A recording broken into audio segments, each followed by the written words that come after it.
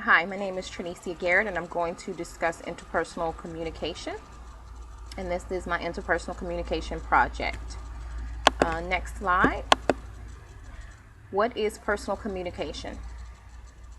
Personal communication is the kind of quality of contact that happens when the people involved talk and listen in ways that maximize the presence of personal. As you can see in the illustration here, it's when the sender is sending a message and when the receiver is receiving a message, and that also gives feedback. That is an illustration of proper communication. Next slide. Overarching goal, or my master goal. My master goal is to build better lasting relationships, to self-disclose more, to become less demanding, to become more sociable, to be less aggressive and more godly to others, become a better listener. And just to go back on to be less aggressive and more godly, when I say that, I mean just to be less biased. Also to be a little more patient with others. The next slide is discussing enlarging the conversation, and this is how I will communicate better with people. Peterson states metaphorically, he compared the listener to a midwife who enlarges the conversation by asking open and clarifying questions. In doing so, the midwife ensures the speaker understands and takes possession of the baby and comes to realize that they are responsible for birthing their own solutions to the problems or issues through the process of asking questions rather than trying to give solutions to the problem. I think I am a person that is definitely guilty of always not even clearly listening to a friend or a family member before already forming a solution in my head. So I am definitely working on that as well for enlarging my conversation, is to ask more questions and actually just listen. Sometimes people don't need a solution, they just want someone to listen. Next slide. Here I just described my background. I'm an African American female. I'm the oldest of 3 children. My mom was a single parent. I'm a wife, I'm a mother, I'm a hard worker, and I'm extremely determined. But I feel like my personality and who I am, my character traits definitely come from my background. My grandmother was also a single mom, and I just come from a host of strong women. I would say some of my positive influencers are family, God, my core values that were instilled in me as a child, and that's saying please and thank you, and being respectful to elders and being respectful to others and being a loyal friend. That leads me to the next one, which is I am a good friend. I might only have like 1 or 2 friends, but I am a good friend to them, and I'm also a motivator. I would say my negative influencers are dominant, direct, competitive, pushy, and antisocial. Next slide. The next slide discusses the DISC, which is the personality test that we have to take.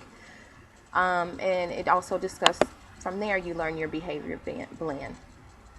And here it states, understanding the 4-quadrant model of basic human behavior often explains why people do what they do.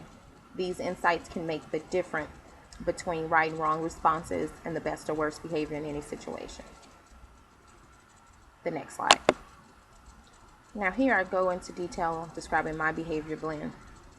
My public perspective is I'm a D, which means I want people to think I'm a leader, confident, too serious, bossy, and determined. This is how I feel like people want me to be. Also take charge, and I do sometimes do that. Also try to have a solution. Again, I can say that. And then the other column says this is me, a D/C. So I fall in between the D and the C here. Task-oriented, unsociable, ignore conflict, loyal, decisive, influencing. And I can't agree with that. The next slide states potential barriers and my approach to change. I would say, dealing with how my behavior blend is, some of the potential barriers that will happen and how I plan to change is, in order to not offend others, I will work on being more empathetic, putting myself in someone else's shoes. I will work on finding a balance with regards to coming across bossy or pushy. I will not be so task driven. I will start having a little more conversation at the water cooler. I am the person that when I get to work, I will go to the break room, get a cup of coffee, and then go right back to my desk to get started. I will start to be a little more social with my coworkers and people around me.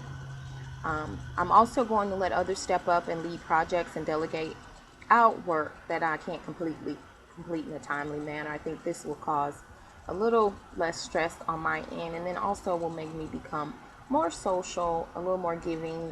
What I tend to do is take on more projects. I end up a little stressed. I end up upset with someone who doesn't even know I'm upset with them because they didn't step up when really I didn't give them a chance to. So I'm definitely going to work on that. I'm going to spend more time with my family because they're the ones that matter the most to me. I'm going to not delegate, but just spend more time with them, less work, more family time, and when I am with the family, cut my phone off. The next slide, it's noise pollution. These are the noises that we hear internally as well as externally that distract us from effective communication or effective listening. Some of my internal noise is always thinking about what I want to say next. If a friend is communicating to me or talking to me, sometimes I'm automatically in my head figuring out what to say next, which means in return I'm not really listening. Also constantly thinking about what I need to do, always a to-do list. So someone can be talking to me about something else, my mind is on tomorrow, which I forgot which one of the books I read, but it states that if you always thinking about what to do next time, that you're not living in today, that you're missing out, you're not completely living for today. So I definitely will be working on that. Also, I am an interrupter, always interrupting when others are speaking. It's again, that goes back to me thinking of what next to say in the conversation and not giving the other person a chance to speak. Some of my external noise is I like to multitask. I like to do 2 or 3 things at one time, and sometimes that's really tough when you're trying to listen to someone. For instance, washing dishes, cooking, and listening to your kid tell you about the day, or the same when my husband is telling me about his day, and again I'm washing dishes or cooking and something like that, so I don't hear the entire conversation. The radio could be a distraction. Television, always a distraction. Trying to talk to 2 people at the same time. So for instance, that'll go back to my house. If I'm home, my husband and my daughter both trying to talk to me at the same time, I can only listen to one, so they're both not getting my entire focus. Talking to people that speak too fast. My husband and my daughter both speak really fastly. My husband's gotten a little better because he's gotten older, but my daughter, it's really, really fast. So sometimes I have to tell her to stop, slow down, and breathe, so I can make sure that I get what she's saying. The next slide is my plan of action. I plan to listen more effectively, ask more questions, paraphrase more. I already have started to do this with my daughter because she does speak so quickly, and I want to get everything that she has to say. I don't want to miss anything, so I do paraphrase with her more. Ask the speaker to slow down if I don't understand what they're saying, or just say, okay, so if it's my understanding you stated this. Self-disclose more. That's something that I definitely need to work on. It has been a problem since I was a young girl, is trusting people. I've only managed to maybe have 1 or 2 friends at a time in my life, and it's because I do not open up easily. One person can be really talking to me and opening up, and I will just sit there and motion my head back and forth like yes, I understand, and I won't give anything back. So I definitely want to work on trusting others and giving out the information that is just needed. I don't have to give all my information out. And listen to my speaker wholeheartedly, not be so quick to offer a solution or chime in all the time. And be more empathetic, and by that I mean listen and not judge, and be more unbiased, and not feel like I know what the person's going to say next. I would say work less.